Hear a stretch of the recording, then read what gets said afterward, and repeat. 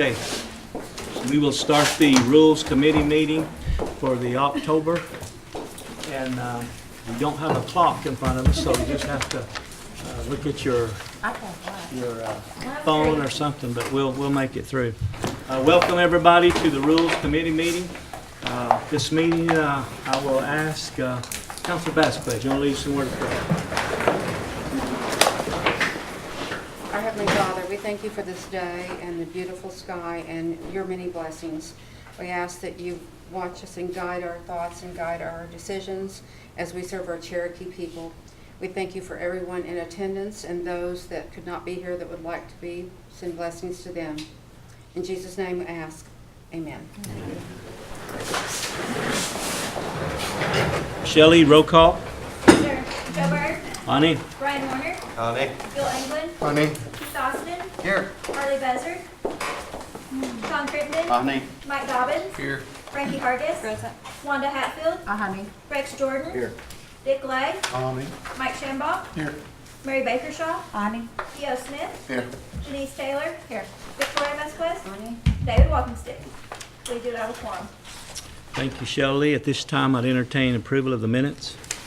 Make a motion they be approved. Got a motion and a second. Any discussion, changes? All in favor, signify by saying aye. Aye. Before we start our reports, Councilor Warner has a little presentation to make with the assistance of our deputy chief, since he's a veteran. Councilor Warner, you want to go ahead and explain what you have? Well, I was, before I came here, I had lunch with the Paralyzed Veterans Association with the Mid-America chapter president, Mr. Bill Kokendorfer.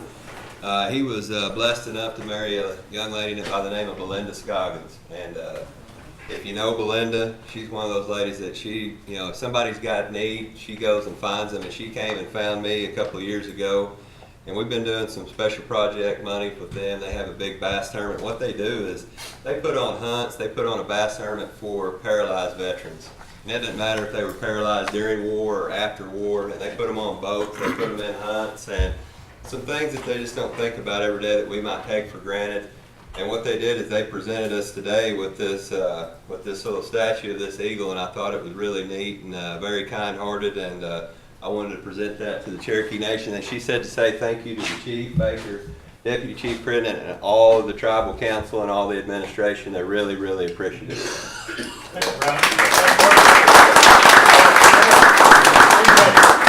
Deputy, would you read what it says? 2017-18 Okie Open Bass Tournament. It says Cherokee Nation, in grateful recognition of your support to the Paralyzed Veterans of America, Mid-America Chapter.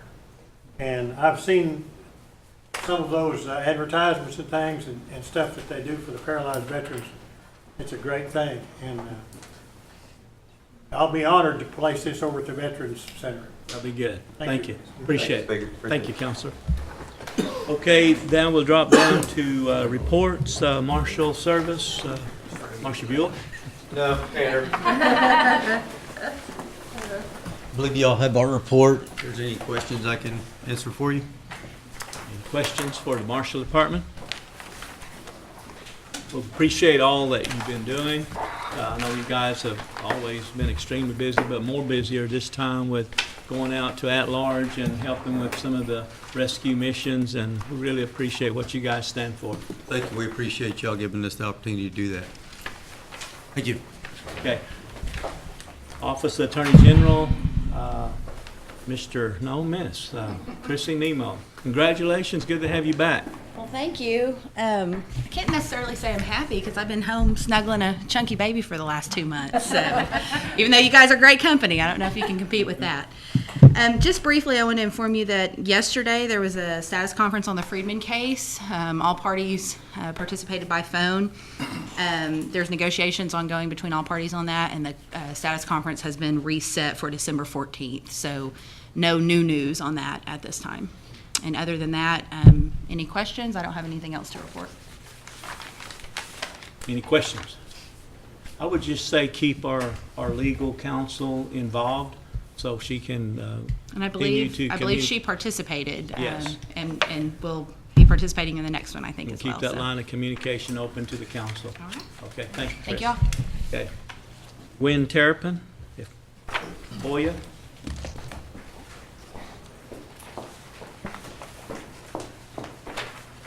Caught me off guard, that was too quick. But I'll make mine quick too.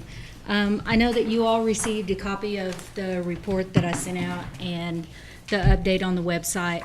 And then I received another request after that yesterday, so we have 21 now instead of 20. And I've got 7 outstanding, and then, of course, our two new GRA requests and everything, so.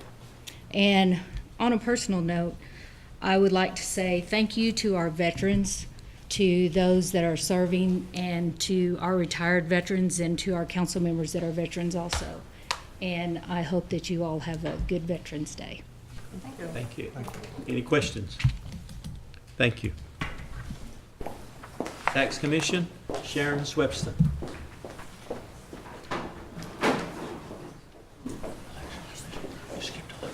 Oh, did I skip Election Commission? Go ahead and you're already up. Good afternoon. I do believe you have my report in front of you, and if I will try to address any questions that you might have. Yes, Counselor Taylor? I just have a question about the proposed increase in cigarette taxes and how that will affect our people that have the smoke shops. Well, it's across the board, so it's for everybody, so it's not just us, so it affects everybody. I have talked to some of them, some of the ones that are the smaller shops that are kind of way out, they're real concerned.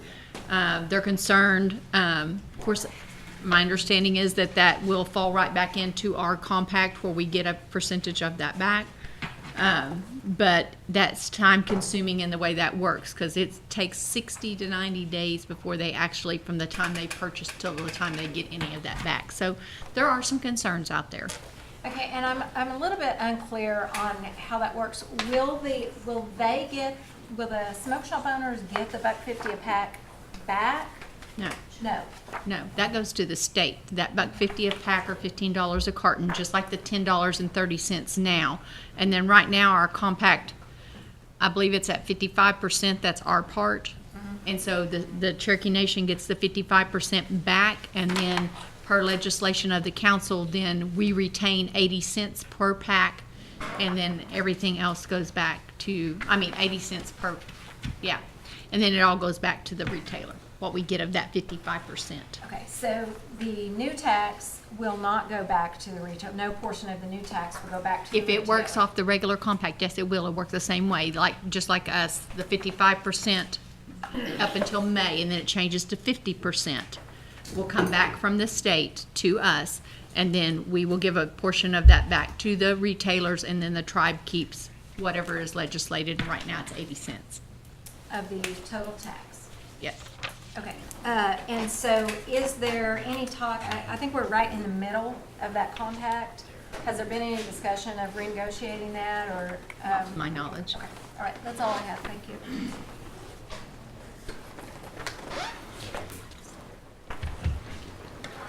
Okay, any more questions? Good report, Sharon. Thank you. As always. Self-governance? No. Election. Connie Burnett. I'm trying to skip you here, Connie. More easily overlooked during a non-election.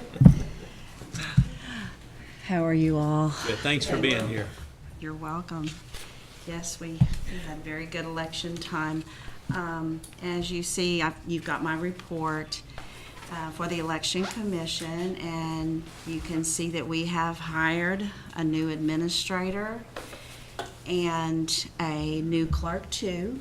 We promoted the one clerk that was currently in the office to a clerk 3 position. And so we have additional staff in the office to train and bring them up to speed, which is a good time to do it because we are approaching a non-election year. And then we'll be getting into our 2019 election cycle. Is there any other questions or any concerns? Yes, Counselor Lay? Thank you, Mr. Chairman. Connie, I recently, we're doing our community meetings this fall. We do them fall and spring. Yes. That's probably, as you know, because you're there Right. quite often. And so when I called up to get a new updated list for D12, I was told I needed to do a FOIA. So I'm not sure exactly when that started or why. I mean, is it other than just a regular signature, or is it a true FOIA going through Gwen, or I don't? It's I didn't basically understand. just an information request form is what it is. And with that meaning, you come in and you tell us what you want. Then it's in writing so that if we send you something wrong or we give you something wrong, we want to make sure that we have it in writing. And then it just says on these, in the act, it states that all these lists can be purchased by any Cherokee citizen. And so that's, the thing that we work off of is what that says. Well, and I've always signed for those, and I've always paid for them. Right. But on the phone, I was told I was gonna have to go through the FOIA process to get one. So Well, I didn't have time to, a FOIA process may take a while, and we used the old list, and we got a lot of chargeback with bad addresses. right. And so, It's just next an spring, when I information. do this again, It's going to be different. yep, it's gonna be different. Well, you'll just have to do an information request. It's basically going to be the same, but it's not going to be a FOIA request because when you want it electronically, once you come in and you request it, sign, pay, we hit the button and it is electronically transmitted to you before you ever get back to your computer. That's the way we've always been doing it, but Right. on the phone, I was That's the told a way it's FOIA always been request. done. And So that how- was just a misuse of words. Okay. Okay? It's just an information request, just like it is in the act. But So what I've FOIA, been signing for 6 years now is the same thing, it's the same thing. It's just an information request form. but I was told a FOIA request. I understand that, but it's an information request form. How many days do you guys have to give legally to hold a meeting? How many days do we have to post an agenda? Or Okay. post your meetings? Post our meetings agenda? Anything, just Okay. post your meeting. We do a yearly in December for the upcoming year that lists all of our regular meetings. The agenda has to be posted for those 10 days prior to the meeting date. How about the special meetings? Special meetings just require 24-hour notice. An agenda, 24 hours. So if the meetings say they're having a special meeting today, the agenda was posted yesterday at 4 for the 4 o'clock meeting today. So we have 24 hours to post an agenda for any special. And is that the EC policy or the That's Cherokee in- Nation policy, or? That's a Cherokee Nation policy. It's under the Open Meetings Act, Cherokee Nation legislation. They fall under the Open Meetings Act, just like the tribal council and every other body does.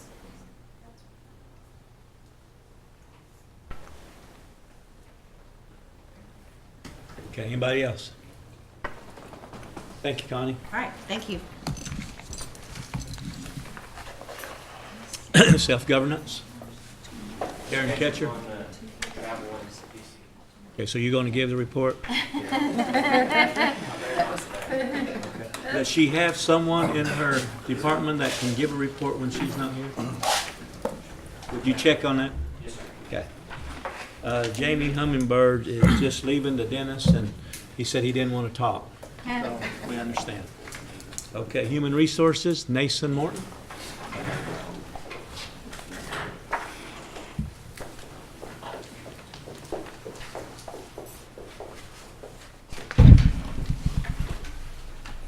Good afternoon.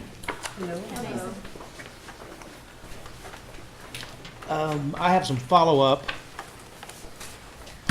from previous meetings. Had a request to do, kind of take a look at monthly current employees moving throughout the tribe. And it took me a couple months to figure out what kind of report it would look like. And on the written report, I just attached a extra page because it's something I'm trying.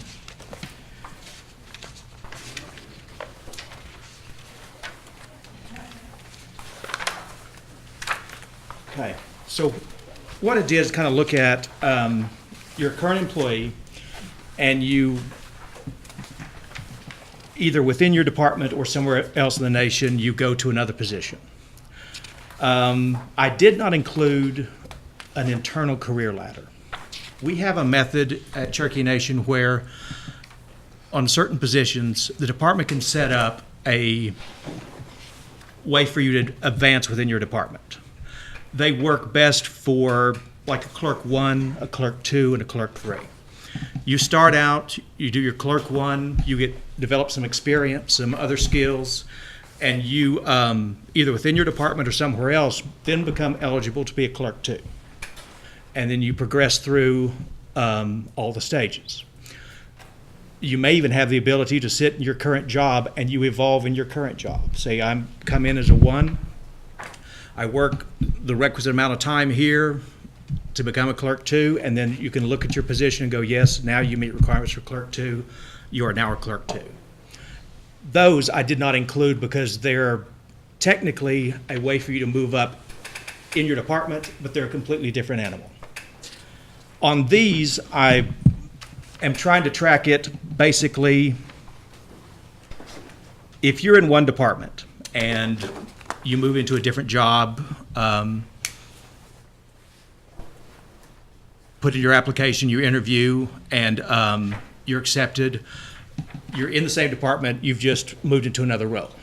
And so basically what that does is when you move into the new role or the vacancy, your leaving creates another vacancy that we then post and fill for someone else. So basically, we have a lot of times, every time we have someone within the structure that moves to another place, have another vacancy, another requisition we move into. We also have one where, let me pick a large department. Diane Kelly's group. She'll have a section of people that do one thing over here, but she's also over something at a completely different site. You have an employee that says, you know, I'd really like to work over there. You apply, compete, you move over. You've never left the entire structure under Diane, but you've moved within the same executive director. And the last one we have is when you move throughout, say, you start out in Ms. Kelly's area and you decide, I want to go work over in J.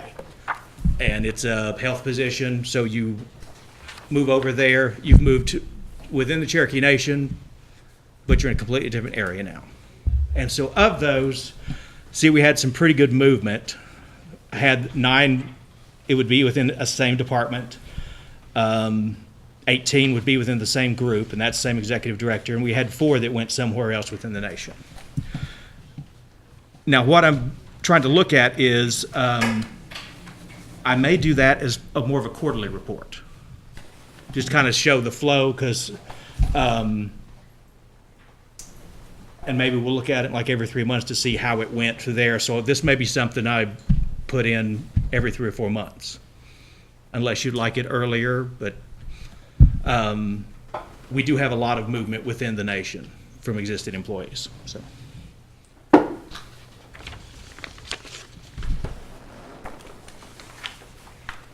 Had a health fair yesterday. HR Benefits put that on. I'll have more information on that at the next meeting as far as numbers and specifics, but I went over and visited. They were giving away good door prizes, and it was very nice.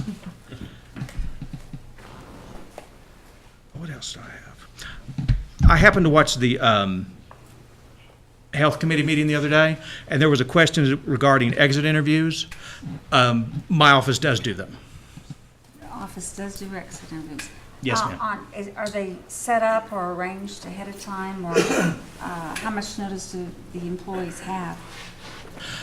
That is what we were working on, and I'd actually, Health Services and I had met next month, and we're gathering that. We're meeting again early this month to kind of go over the process.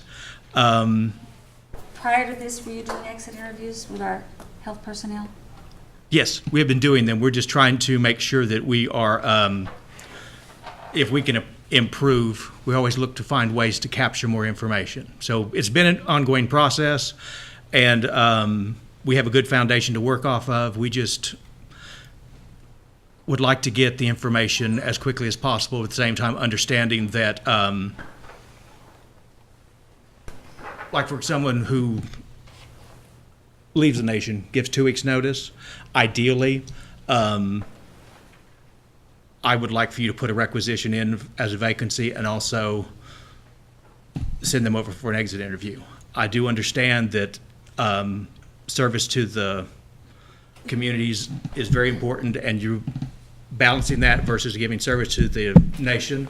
We can find a nice balance in between and figure out the best way to communicate the information so we capture it. So basically, we're going to come up with a plan and just decide how best to transmit the information as timely as possible, with the understanding that treatment of the patients is also a primary concern, and we will just make it as easy as possible. Could you possibly tell us approximately how many of our providers that do leave give an exit interview, or you arrange one with? I can't now, but I'll work on it. I mean, would you estimate half, 20%? I have a bad habit of not estimating. But if you've been here longer, it's just like, what I will do, I will go look, I'll do it. Sometimes I can get to the point where I may bore you to death on how I came up with the number, because basically, if I give you a number, it's a number.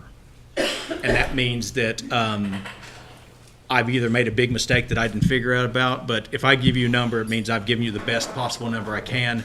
And if I figure out I screwed that number up, I'll come back and say, forget that last number, here's the number. Mason, is there anything in that exit interview that would hurt a provider on applying for a future job? On the forms, I've asked to see what they look like, and at this stage, I'm just going to go through them and then have a good working relationship with health services. So we're going to kind of go through the process, and we'll see.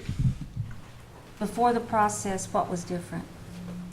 At one point, we did a form you could fill out. It had good questions, and it was a very good base that we can work on. Employees set it up. It was spent a lot of time and energy on it, very good, and we're just building on it. As we get larger, we kind of adapt to make sure, we are blessed to grow very quickly, and we try to keep up. Is there ever a group that meets that reviews these? And tries to learn off of them? We will look through on a periodic basis to see if we can see a pattern, or if we can see anything that we can communicate back to the department. And so that's kind of an ongoing. What we do too is we also track, like in your monthly report, we track on a broad scale 2 main categories of how we have lost people. They've either transitioned to another job, some it's retirement. And so we list those in broad categories of a voluntary and an involuntary. Okay, and then one last question I have. If someone actually told you the truth about why they were unhappy, maybe they hated something, or they didn't like the way they were treated, or whatever, is that information ever going to come back and bite them in the future when they apply for a job? No. It's all, the captured information is given in general terms. Basically, categories where it would not identify back to a specific person, because if you're going to come and give the interview of why, you need to be able to be candid. Okay, and your little committee, the committee that reviews this, who is on that? Internally, it's members of my staff, and it's not a formal committee I have with health services. On top of day-to-day where we interact, we like to get together to make sure that we have ongoing projects in place, on track, make sure that HR is doing what we need to be doing, and we understand the project and make sure the status reports. So Connie and I meet at least once a month, and we have support staff there on certain projects. So it's kind of on top of the day-to-day. I consider it a way where you can kind of look at the big picture. Because, sometimes you've been going 8 hours a day, 10 hours a day, focusing on the day-to-day stuff, but once in a while you need to take a step back and go, okay, I'm moving in the direction. Am I moving in the right direction? And so you little course correct every once in a while. I appreciate your answers. Thank you. Are you good? Good. Counselor Lay? Thank you, Mr. Chairman. Nason, when you mentioned that when somebody turns in their resignation, and then you say you advise the department to health anything, to go ahead and get ready to advertise that position, or? We communicate that, and it's as soon as possible. It's a good idea to have it, the requisition started in place, and it may not be advertised until they leave, but at least that's the day one, okay, I have a position I need to fill. So kind of getting ready for it and getting everything you need. And the department heads tell me that they cannot do that until that person actually leaves that position. And some of these resignations are 30 days out, 2 months out because of contracts or what have you. Well, I can check on the individuals, but you can still know you have the stuff, get your paperwork ready, and then I'll find the actual date that you hit where you can put something in the requisition, because there is a point too where you cannot have two actual people in the same position. So I'll find out. So if they've given if it's a 2-week notice, they've given the 2-week notice, they can't put that on the website until that 2 weeks is up? That's what I want to find out. Because that's part of my questions to the departments, because we've got a lot of jobs open right now, not just in health, but in others. And so that's kind of what I'm being told. That's how I understand it. And I could be wrong, but I'm just asking.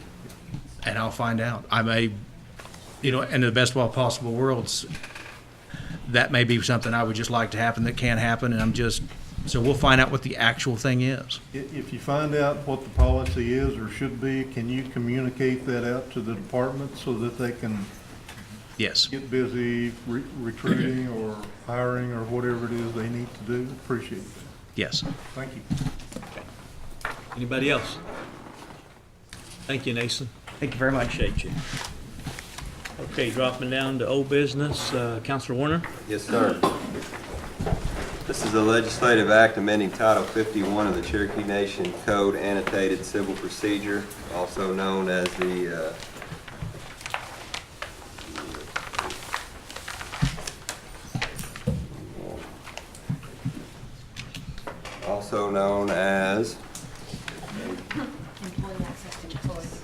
the Employee Access to Justice Act of 2017. I put that in form of a motion.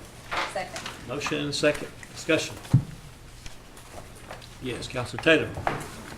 I realize we were sent the policy that goes on before an employee reaches the EAB, but this was sent after I was already on my way here. So I had asked Nason the last time if he would give us a rundown of what takes place before an employee that's leaving actually even gets to this board for review. Let me find my notes.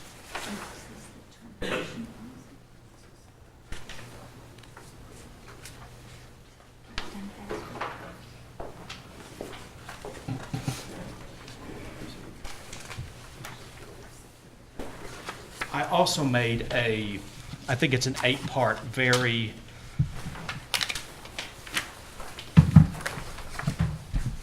brief summary, because the attachment goes in more detail, but I've kind of hit the highlights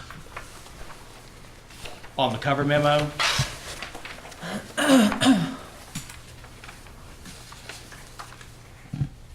And so basically, broad strokes, the department is having a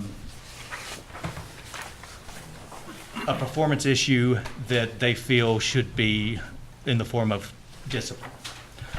At this point, if they're going to go to termination, it's normally been a process where, say for attendance policy, that requires a prior reprimand, a prior suspension before you go and attempt for dismissal. So basically, they've been through those two steps. This is step 3. They prepare the paperwork, which is informs the employee what behavior that is not acceptable. It lists out where in the policy that is, and it gives you an opportunity to answer the charges or give your side of the story. An opportunity for you to say, hey, I know this is what's been put down, here's what actually happened. So it starts out as you prepare the paperwork. Someone from my staff will look at it and say, okay, yes, that's there, that's there, that's there. Kind of a review, send it over to the AG's office, have them look at it, make sure we're on the right page.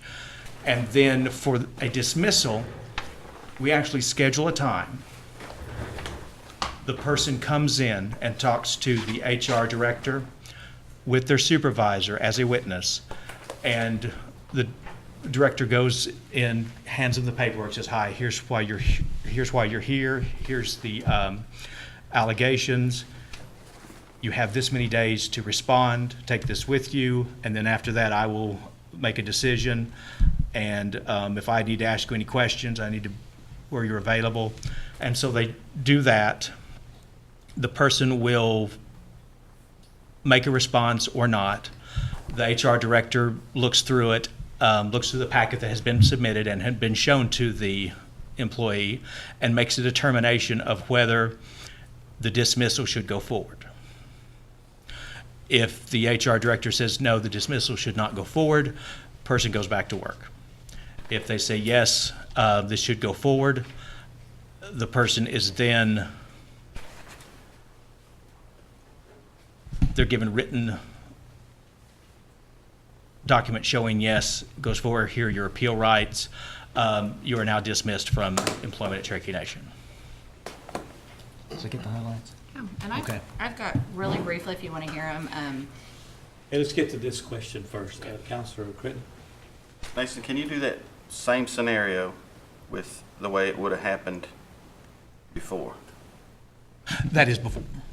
So that's how it is now? And how it will be, if this passes, it will be exactly the same.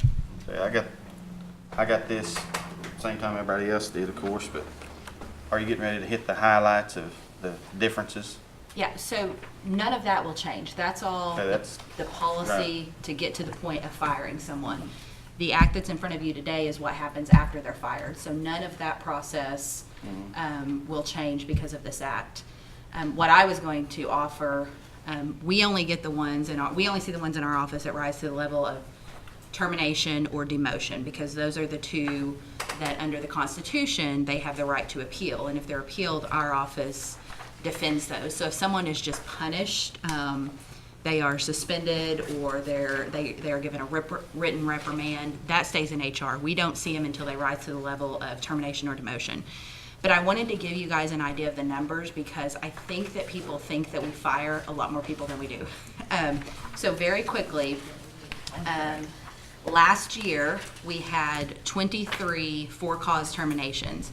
9 of those were because of abandonment of job duties, which means that these aren't people that call in sick. These are people that simply stop showing up for at least 24 work hours of work. They don't call, they don't text, they don't email, they just don't come to work and they never come back. The way that our current law is written, we have to actually process those as termination, which means we have to write up a packet and we have to give to them, we have to give them a chance to respond. The one thing that would change in that, in the new legislation, it says that Job abandonment is not a termination. And what we have attempted to do in the past is say, basically, this is a voluntary resignation. If you simply stop showing up to work, we don't have to jump through all of these hoops and try to inform you of your right to appeal and everything else because you resigned by failing to show up for work. So if you take those out, we only have 14 people last year that we fired for cause.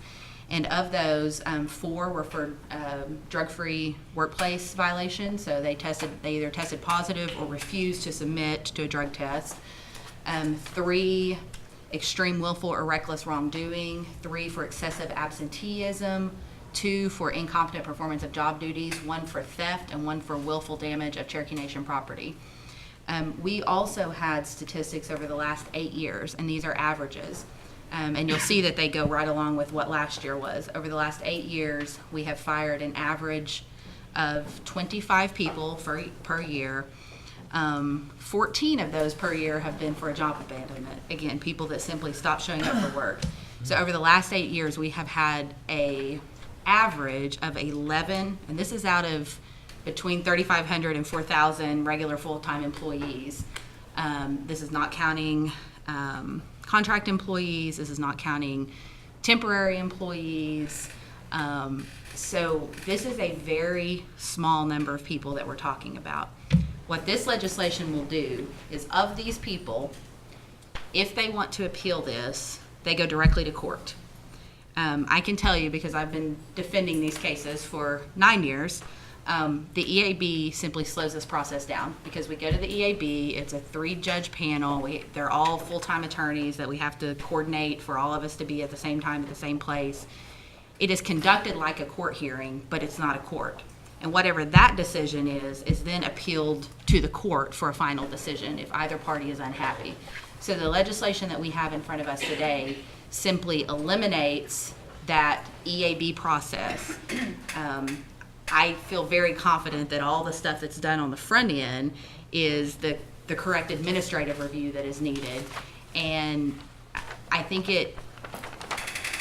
everyone is going to be better off if this thing goes straight to court.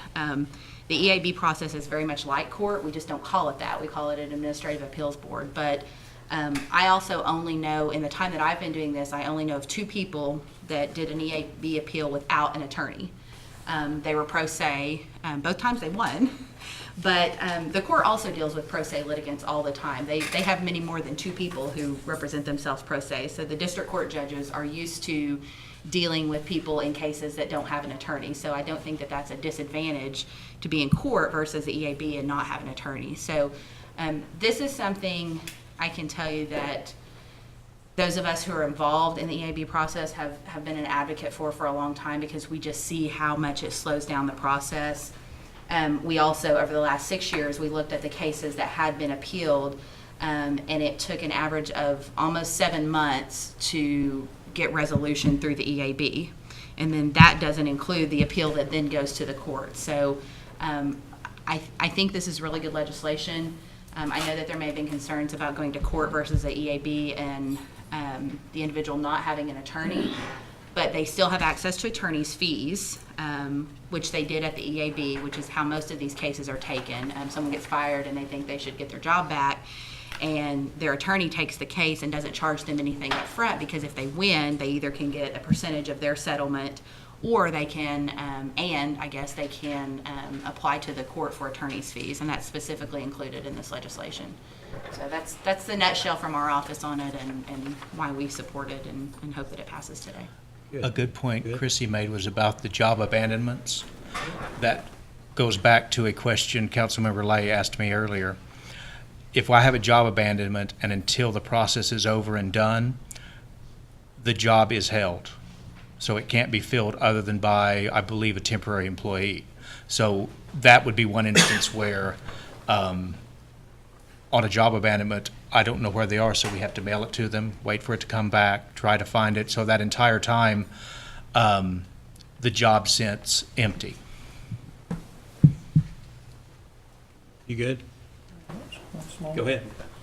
Chrissy, so the EAB process, if a employee were losing their job or they get to go to the EAB, and that could be kind of considered a chance to plead their case, right?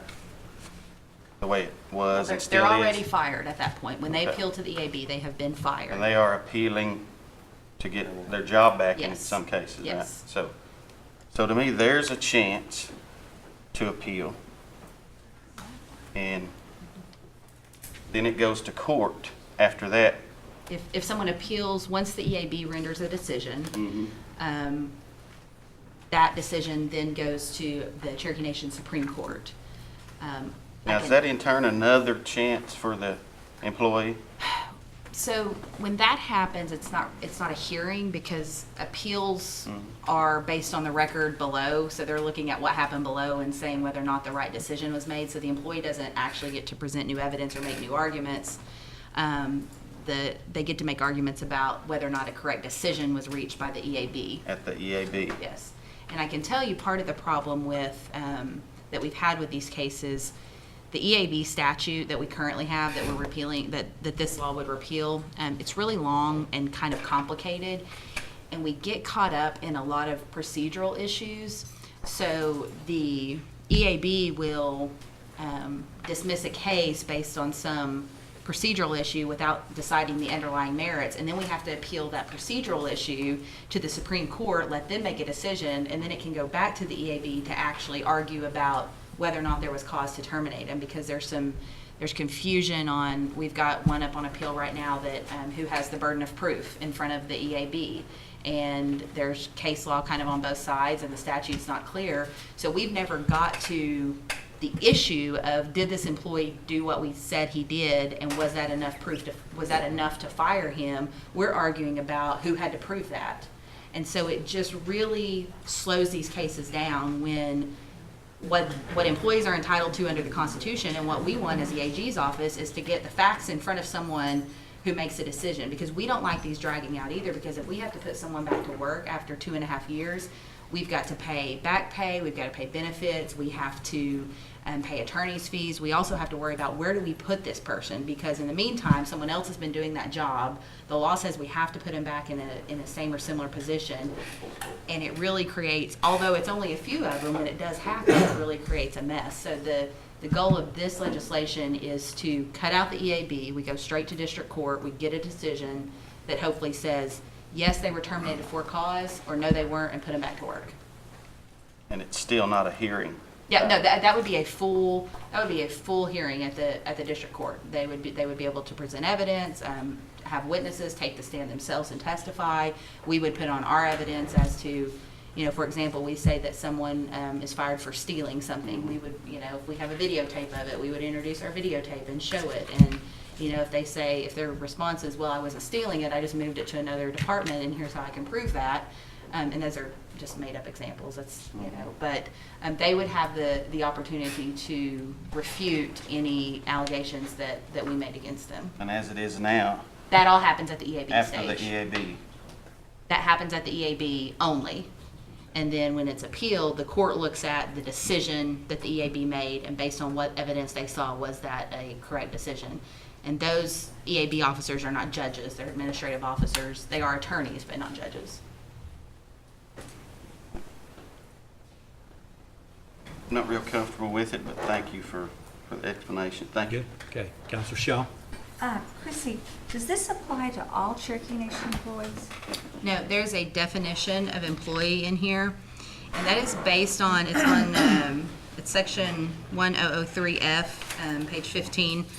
The reason we have this, the Cherokee Nation Constitution says no employee having served 1 year shall be removed except for cause. But then the Constitution doesn't further define employees. So the only thing that it tells us is that employees who have been here at least a year are entitled to this process. This, for example, does not include contract employees, and that is because their contract determines under what conditions they can be fired. And they negotiate that when they're accepting a job. So this applies to regular full-time employees of the Cherokee, regular full-time It does not include part-time, seasonal, temporary, or contract employees. So basically, my question would be about our physicians. Would they fall into, would they be expected to file their answers within 5 days of receiving notice? No, they don't fall under this, but even if they have a contract, if they have been here for more than 1 year, they have a constitutional right to employment, so they can still go to court, they just don't fall under this act. They would, and that's currently how it is. They would file a separate petition, but they wouldn't be limited to this timing and this type of thing. This is to kind of expedite the process. Also, under this, they specifically get back pay and attorney's fees. Your constitutional right to employment is only a right to employment, so the only relief that the court can grant is reinstatement of your, in case of a contract employee, it would be reinstatement of your contract, and then you would get whatever you were entitled to under the contract because of that. Okay, I just would want to make sure that if they didn't get a renewal on a contract, they're just gone. They don't even have the 5 days to appeal, right? Right, and that is, that's case law. We have a Supreme Court case.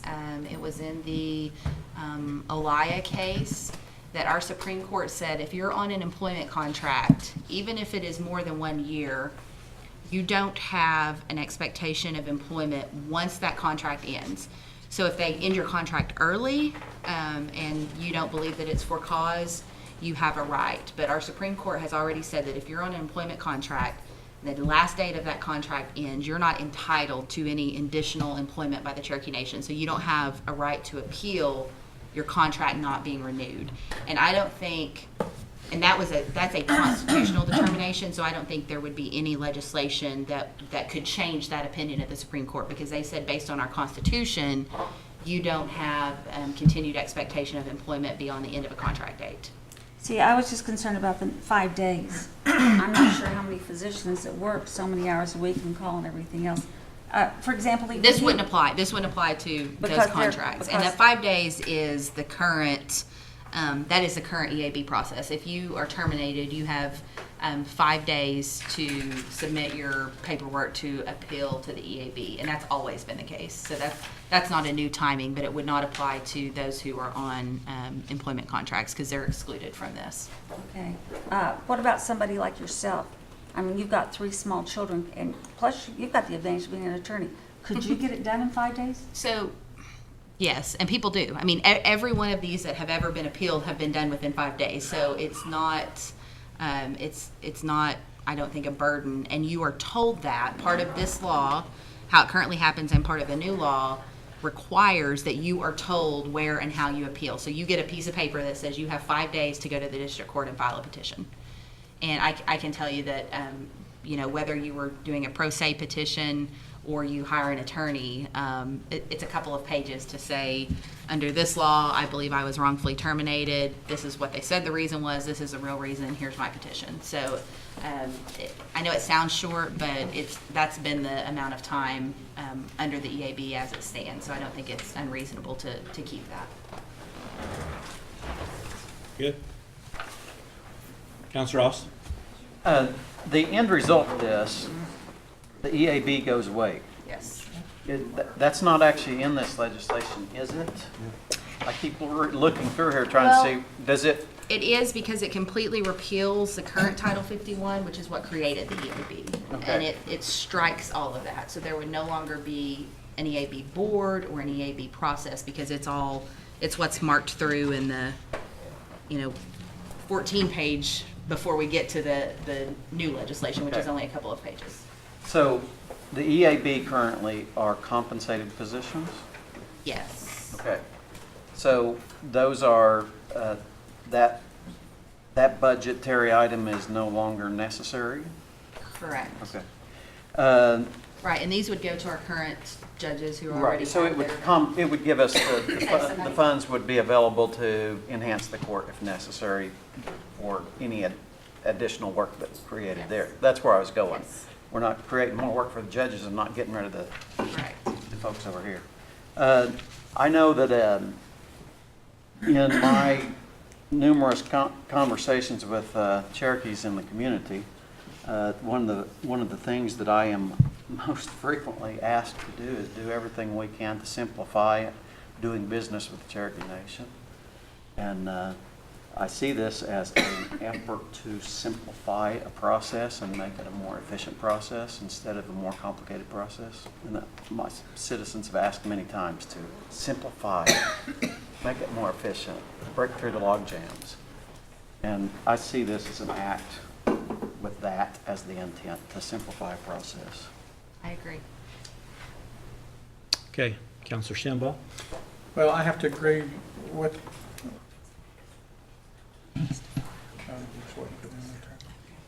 Just, Well, I just I would got a have to agree. clarification. That's Oh, okay. sorry. I would have to agree wholeheartedly with what Keith said, Counselor said. You know, to me, if there's a 6 or 7 month wait period before you know what's going to happen, before you can even actually appeal it to where it needs to be appealed, if you're going to, once it gets to district court, then you have a judge who is supposed to be unbiased. He is going to take that case as if it was new. I mean, even though it was ruled by this from the nation, he's going to look at that in the light that I'm starting completely over. I'm going to look at both sides, and I'm going to make my decision. That is how district court works. Am I correct? Absolutely. Yeah. Well, I think that's very efficient, and you know, you take away that time frame that you don't have to wait, and then not knowing if you're going to have to or not. And it's bad for the nation too to have to wait that long and have to go back and do things when we could be more efficient, give that person a right to a quicker maybe judgment by a district judge who could make the process much quicker for both of us. I think it's a good thing. Counselor Shaw, I just wanted to, someone pointed out to me, it's 20 days to file. You have 20 days to file, and the 5 days is just to serve after it's filed. So from the time that you're notified that you're terminated, you have 20 days to file your petition. Yeah, it's section 1008.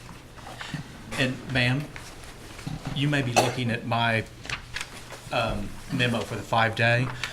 Under the current process, which will not change, when you're brought in as the employee and told, here's what the allegations are against you, and you have 5 days to respond, we put you on paid administrative leave for those 5 days, which would give you an opportunity to spend those days drafting your response and getting your stuff ready. After that, the HR director has up to 5 days to make a decision after that, and then once that decision is made, current one, you have 10 days to go to EAB. Okay, so this is doubling the time that you have to appeal. And Chrissy, all our medical providers are contracted, right? That, I cannot answer that question. I have no idea. Okay. I don't know what employees are on contract versus who are regular full-time. Counselor Walkinsett? Thanks, Speaker. What's the cost of the EAB to the tribe? I believe, and this is, I think by legislation, I think they get paid by hearing, and I want to say it's $500, but I can't remember for sure. It's in legislation. So when they schedule a hearing, whether it's a hearing on a motion or a hearing on the merits or whatever, when they show up, they get, and there's 3 of them, and they, by law, all 3 of them have to be present. So it's $1,500, I believe, if the 500 is correct, per hearing. And that is, you may have multiple hearings in a case. Okay. And again, this would be no extra cost because these cases would be assigned to the 2 district court judges that we currently have. My next question is what is the cost for an employee to go to the EAB? There's no filing fee. If they hire an attorney, it's whatever the cost would be to pay their attorney, and that obviously would vary. I can tell you that in the past, these cases at the EAB have been taken on a contingency fee basis where they don't charge up front and they take some portion of their recovery if they recover. I believe that the cases would be handled a similar way even if it was going directly to district court. Okay. What would be the cost of an employee if they were going to the district court? I think the civil filing fee is $50, but don't know for sure. I can look that up really quick. I can't do that. I'm going to find that for you.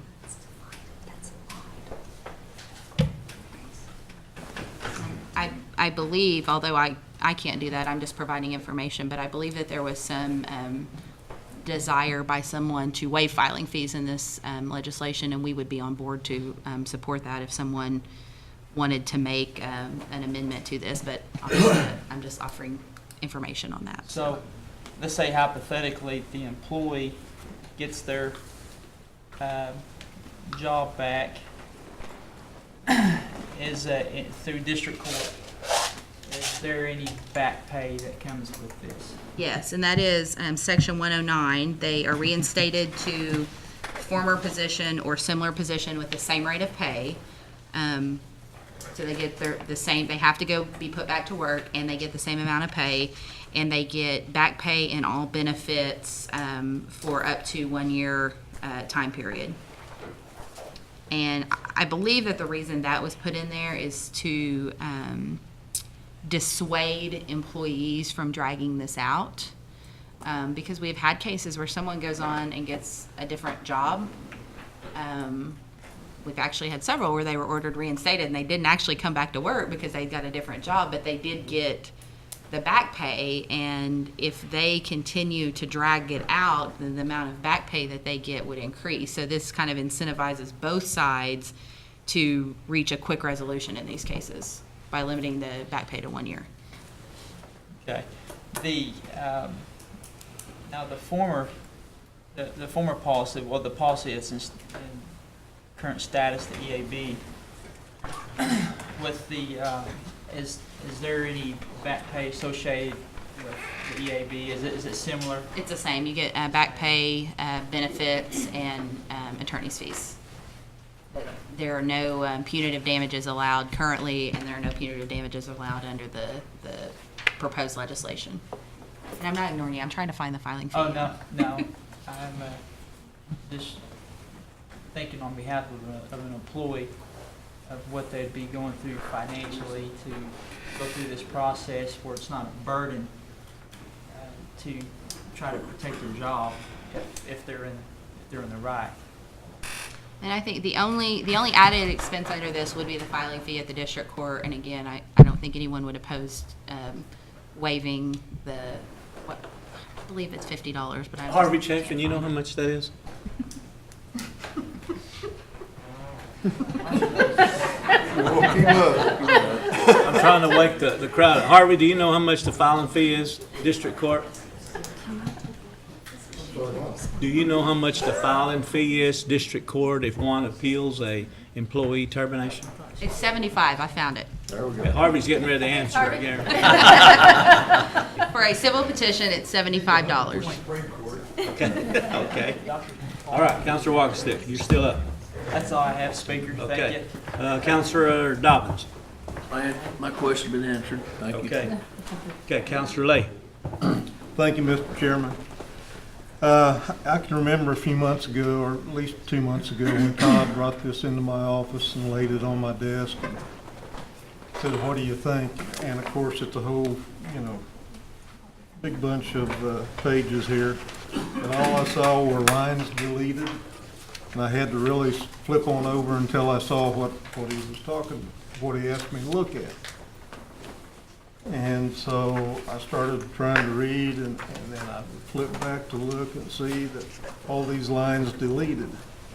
And pretty soon he just got up and left my office because he knew I couldn't answer in that short a time. And so I have read it, and I have gone over it.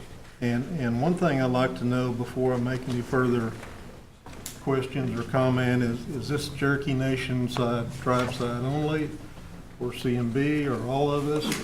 Who's this? This would include the definition of employee includes regular full-time employees of the entity. So this would include all CNE and CMB employees as well. Okay. And they currently have a process where they have almost an additional step from us because they do a It's not under our EAB legislation based on some longstanding case law, but they do a similar version of an EAB, but then they go to district court and then to Supreme Court, whereas we currently go EAB, then to the Supreme Court. So for them, this would cut out also that kind of internal EAB step, and they would go directly to the district court, just like Cherokee Nation employees would. One of their aspects that I don't know that we have on the tribe side is that it's a final face time with an employee. And I've been through 3 of those at CMB. When I first came in, Curtis Snell, who was my senior counselor really at that time, said, we got to saddle up and go and CMB and try to save a guy's job. We went through that process, and I was just riding shotgun with Curtis, really, trying to back him up. And when I walked out of the room, I thought, well, we probably did a pretty good job, as good as we could. But that employee was terminated about a month or 2 later anyway. Subsequently, I went back a couple of times more, watching that process, and it was not a good one. It was final process. They bring the employee in for one FaceTime with kind of what I thought was a lower level HR person. And the decision had already been made. That meeting was inconsequential. And so I don't know that I like their system any better than what you're proposing. But what I see here, first of all, on the tribe side, we're 90% Cherokee.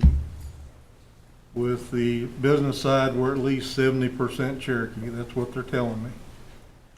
And so it's going to be really tough for me to vote for this, knowing that what you're saying is it makes it easier to terminate, quicker to terminate.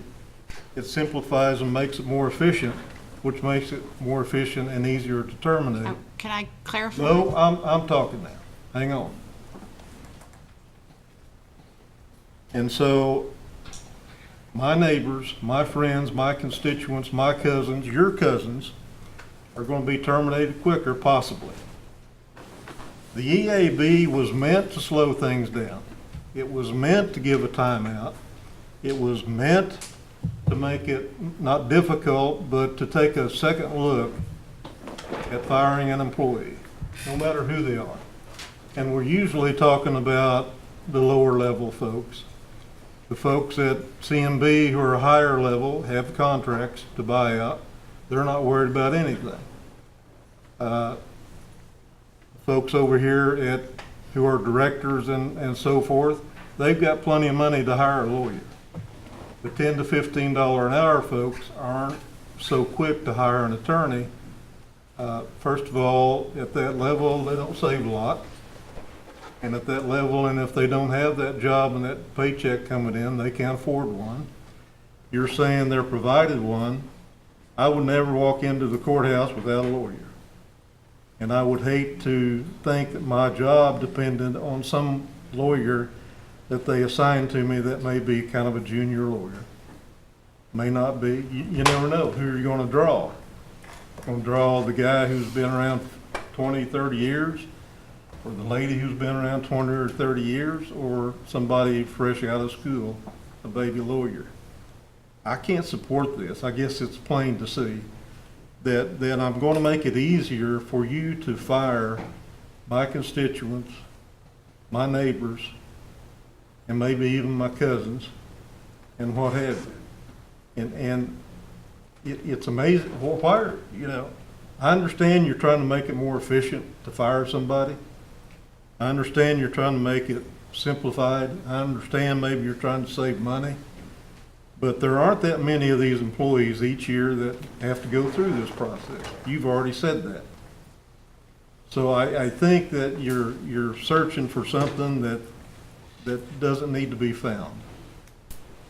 And those are my comments, and I'm not supporting this. I wanted to bring my comments to you and then make a motion to terminate, table indefinitely, but I'm going to let these folks vote on this. I'm not even going to try that. Let's let everybody vote on it, see where we're at. Thank you, sir. Can I briefly respond, Speaker? So. Okay, let's give you guys got anything else to say before we vote? I think we've had most everybody have Very- input, Very except quickly. me. This law does not in any way Mr. affect. Chairman, if I'm going to get she gets a rebuttal, I'd like to do the same thing. Why don't we just go ahead and vote then? Are we good? Everybody's had input? I haven't had a chance to voice some questions that I have. Oh, you haven't? Nope. Well, Counselor Taylor, you're up. How about that? Okay, I would like to know how many people, I mean, we talked about the number of terminations, but we never have gotten a figure on how many actually go through the EAB each year. Can you give me an average on that? Yes, I didn't bring that with me. I can tell you last year, and I'm only giving you Cherokee Nation numbers. They're a much higher number at CNB. I believe last year we had, oh, and there they are. This is Cherokee Nation businesses. So far this year, they have had 14. Ours aren't on here. I believe we had 4 or 5 last year. And it's about that, it averages that about that many a year. We don't have a lot of them. And then I have become aware of situations, never at Cherokee Nation, but at CNB, where an employee was suspended with pay. And according to the employee, it was kind of an indefinite thing. They were just sitting there, they didn't know what was going to happen. And so my question is, we've got 20 days to respond.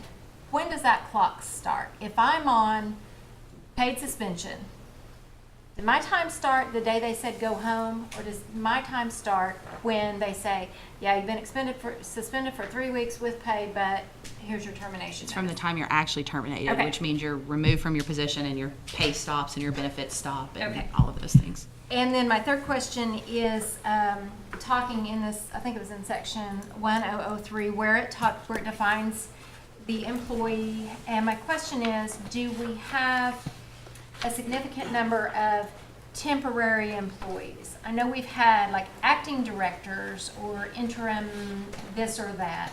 Are there a large number of employees that are in that gray area? So those folks they would still be regular full-time employees because they're in a regular position. They're just acting in another position. So those are going to be regular full-time employees that are subject to this. Nason may be able to speak to number of temporary employees. I have no idea.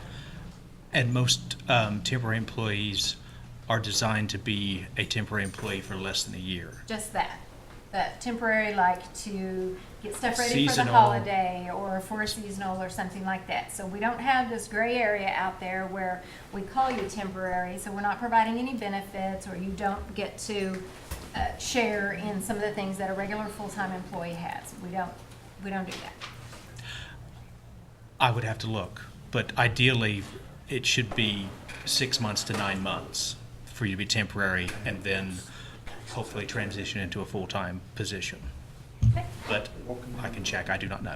Are you good? That's all I have. Okay. This is legislation 17-102. Shelley, you want to do roll call? Speaker, Yes, Councilor Hargis? before we vote, could I make an amendment that we add to waive that filing fee for any employee that goes through those, if it passes? That is the $75? Is that the one? I second that. Okay. Everybody okay with that? All in favor, signify by saying aye. Aye. All opposed? Okay. Good one, Councilor Hargis. Okay, Shelley, you ready? Yes, sir. Yes to approve? No to not approve? Okay. Brian Warner, Yes. Bill Englund, No. Keith Austin, Yes. Riley Buzzard, Joe Byrd, Yes. Sean Crittenden, No. Mike Dobbins, Yes. Frankie Hargis, Yes. Wanda Hatfield, Yes. Rex Jordan, Yes.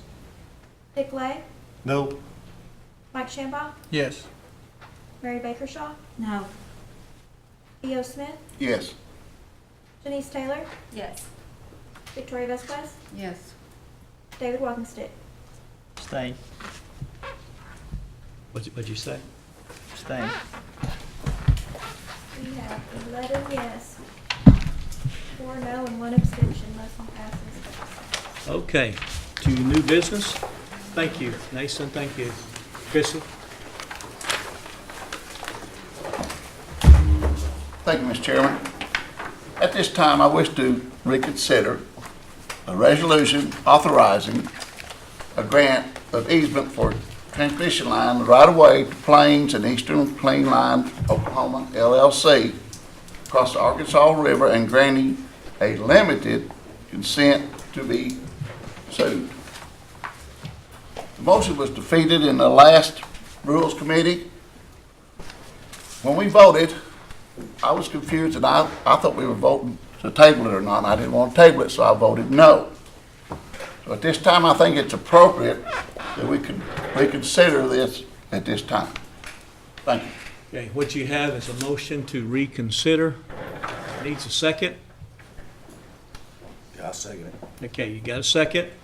Okay, you gotta have a majority vote to reconsider, then I'll determine where we put it on the agenda. Okay, motion to reconsider. All in favor signify by saying aye. Aye. All opposed? No. Okay. Roll call. Mary Baker Shaw. Yes to reconsider. Yes. Theo Smith. Yes. Janice Taylor. No. Victoria Vasquez. Yes. David Walkenstick. No. Brian Warner. No. Bill England. No. Keith Austin. Yes. Harley Buzzard. Joe Byrd. No? Sean Crittenden. No. Mike Dobbins. Yes. Frankie Hargis. No. Wanda Hatfield. Yes. Rex Jordan. Yes. Dick Lay. No. Mike Shambaugh. Yes.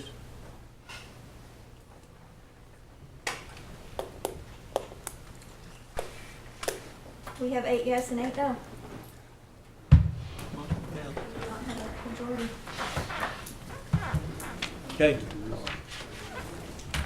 New business, resolutions to reappoint our housing commissioner. Councilor Jordan, you want to take that? Yes, this is a resolution confirming the reappointment of James Amos as a Commissioner of the Housing Authority of the Cherokee Nation Board of Commissioners, and I put that in the form of a motion. Second. Got a motion and second. Is James Amos here? Okay. All in favor signify by saying aye. Aye. All opposed? James, you got anything to say? Okay. Okay. Can you hear me back there, Mike Watkins? Okay. Okay, this is resolution number 2. You want to take that, Mike Shambaugh? This is a resolution confirming the reappointment of Anthony Yates as Commissioner of the Housing Authority of the Cherokee Nation Board of Commissioners. I second. Got a motion and second. Any discussion? All in favor signify by saying aye. Aye. All opposed? Ayes have it. Is Anthony here? Okay, Anthony, got anything to say? Appreciate the opportunity, sir. Okay, welcome aboard. Okay, next will be resolution confirm reappointment of Bob Berry. Counselor Walkenstick, you want to take that? Yes, this is a resolution confirming the reappointment of Bob Berry as a board member of the Cherokee Nation Business LLC. Put that in the form of a motion. Got a motion and a second. Any discussion? All in favor? Yes. Counselor Crittenden. Yes, sir. I just have a comment. Now, I'm gonna get around and talk to you a little bit. You know, I appreciate the C&B board, the appointees being here. I appreciate what you do. I believe you do a good job. I'm torn on this thing. I hadn't been a councilman, but I guess 2 years. Before that, I was a school teacher and cut up chickens and all kinds of things. But and I was proud of it. But I'm torn. The constituents I visit with quite a bit, and myself, we're in the old mindset of the council. You know, you talk to the old timers, and I've said it before. They'll tell you you control the purse strings, the council, and I guess to a point, but the I'm still in that old mindset of, I think this elected council should have more say-so in the Cherokee people's money. And we were talking about the employees.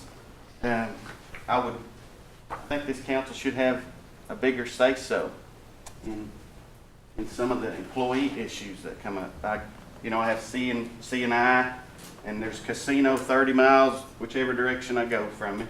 So, and I love it that these people, that they call me and think that I have a big say-so in some of their issues. I love it that they call me. And I think this elected council should have bigger say-so in that. And I'm going to have to apologize to Mr. Carter. Dan, good guy, one of the nicest guys I met up here. But I voted just a flat no when he came through here. And I'm not a big abstainer, just speaking personally. I'm not talking about what everybody, I'm not afraid to say yes in the hot times or no. But I hope you understand my struggle here. Is I'm going to be doing some abstaining here simply because, not because it's a personal thing. I'm torn with, like I said, that old mindset of, I think we should have more control, if you will, or a bigger hand in what you guys do on a daily basis. So, appreciate you listening to me, and appreciate what you do. Thank you. Very well, thank you. Okay, got a motion and a second. All in favor signify by saying aye. Aye. All opposed? Abstain. One abstention. Okay, next resolution, Councilor Hargis, you want to take that? This is the resolution confirming the reappointment of Deacon Turner as a board member of Cherokee Nation Businesses LLC. I move for its approval. Got a motion and a I move second. for it to be tabled. Deacon is on work-related travel and ask if he could have it delayed until he can be here in November. Okay, motion to table. All in favor, say aye. Aye. Okay. Okay, next, Councilor Jordan, you want to take that? Yes, this is a resolution confirming the reappointment of Gary Cooper as a board member of the Cherokee Nation Businesses LLC, and I put that in the form of a motion. Second. Got a motion and a second, any discussion? All in favor signify by saying aye. Aye. All opposed? Abstain. One abstention. Resolution number 6, Councilor Dobbins, you want to take that? A resolution confirming the reappointment of Harold Sam Ray Hart as board member of Cherokee Nation Businesses LLC. I'll put that in the form of a motion. Second. Got a motion and second. Sam Hart is here. Any discussion? All in favor signify by saying aye. Aye. Sam, you got anything to say? Sam is also the chairman of the board and runs a really good board meeting there, and they take care of business. Okay, next would be Mike Watkins, number 7. Councilor Taylor, you want to take that? This is a resolution confirming the reappointment of Mike Watkins as a board member of Cherokee Nation Businesses LLC. I put that in the form of a motion. Second. Got a motion and a second. Any discussion? Mike Watkins is here. All in favor signify by saying aye. Aye. All opposed? Abstain. One abstention. Resolution number 8, Councilor Vasquez, you want to take that? Yes. This is a resolution confirming the reappointment of Brent Taylor as a board member of Cherokee Nation Businesses LLC. I move for his approval. Second. Motion and a second. Any discussion? All in favor signify by saying aye. Aye. Okay, resolution, yes. One abstention. Resolution number 9. Councilor Hatfield, you want to take that? A resolution confirming the reappointment of Buck Charles George as a board member of Cherokee Nation Businesses LLC. I put that in the form of a motion. Second. Got a motion and a second. Any discussion? Buck George is here. How can you vote against a buck? Okay. All in favor signify by saying aye. Aye. All opposed? Congratulations. Got anything to say, Mr. George? Appreciate the opportunity. I thoroughly enjoyed the last 3 years learning more about Cherokee Nation. Okay. Yes, resolution number 10. Councilor Warren, you want to take that? Yes, sir. This is a resolution confirming the reappointment of Jerry Holderby as a board member of Cherokee Nation Businesses LLC, and I put that in the form of a motion. Second. Got a motion and a second. Any discussion? Jerry Holderby, are you here? Okay. All in favor, signify by saying aye. Aye. All opposed? Stand. Okay, one abstention. Board members, would you please stand?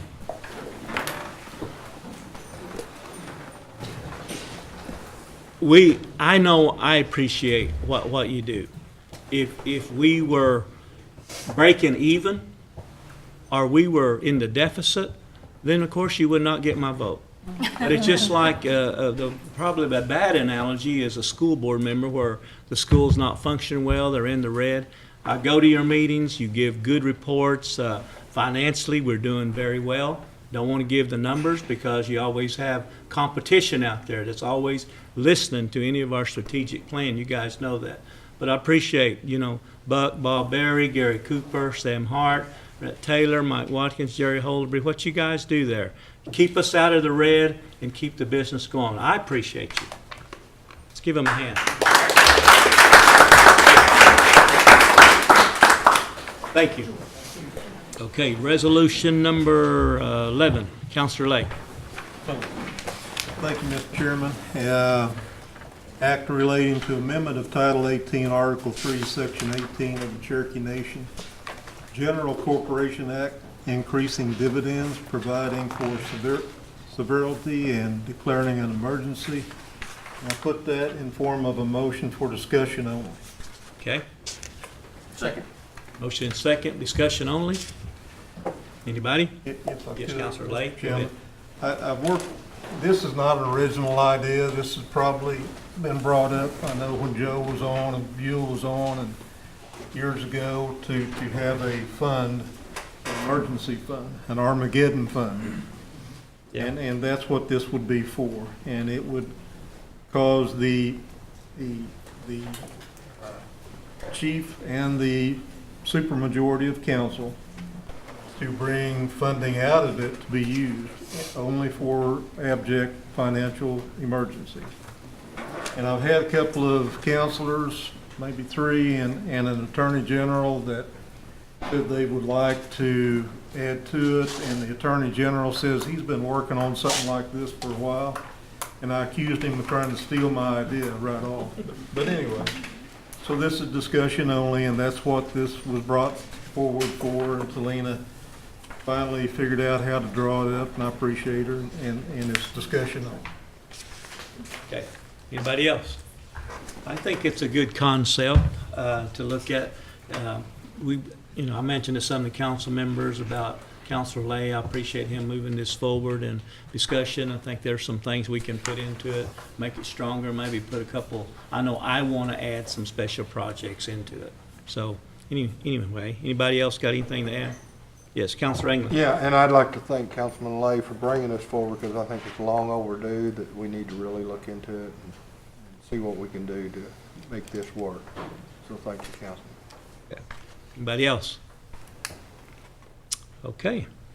So table for at least a month. Okay. Motion to table for at least 30 days or a month. Okay. Second. All right, got a motion and second. All in favor signify by saying aye. Motion to second to table. Motion to table. Okay, any announcements? I'm leaving you some time, Counselor Taylor. Show the courtesy to the next person. Okay, need a motion to adjourn? Motion to thank everybody for coming. Motion to adjourn.